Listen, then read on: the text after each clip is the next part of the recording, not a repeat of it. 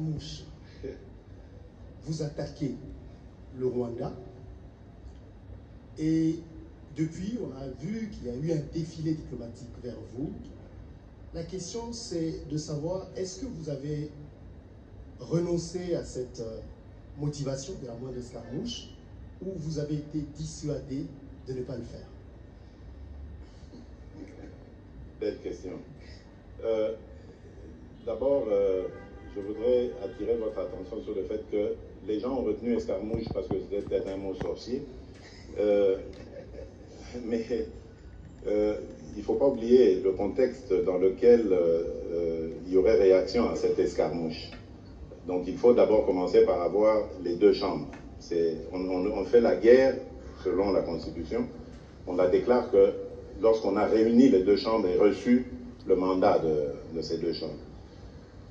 Et puis, le contexte dans lequel nous sommes aujourd'hui, je peux vous le dire, je suis un observateur privilégié de ce qui se passe, ne me permet pas de mettre en pratique ce que j'avais dit.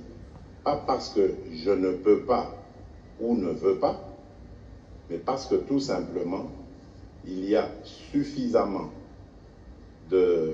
d'initiatives qui font que observer la paix est une attitude beaucoup plus sage que de se mettre en posture de guerre.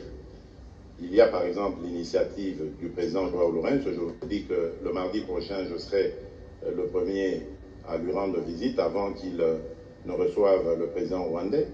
Il y a l'initiative du président de la communauté économique d'Afrique de l'Est, pas économique, le président Salva Kiir, qui a la présidence en exercice pour le moment de notre organisation régionale, qui va venir à Kinshasa et après aller aussi à Kigali, Bujumbura, etc.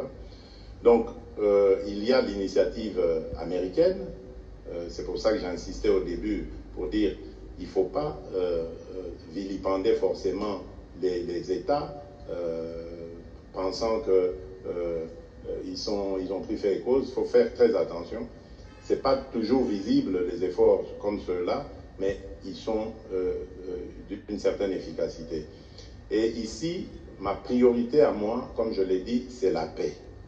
Je la veux, la paix. Je veux la paix définitive pour mon pays et mon peuple.